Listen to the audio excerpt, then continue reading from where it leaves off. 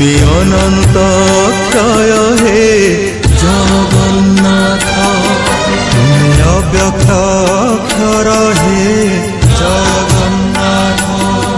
নিজ ইচ্ছারু সৃজিল এ জগত, আদি নাহি যে তুমার নাহি অন্ত। তুমি পবিত্র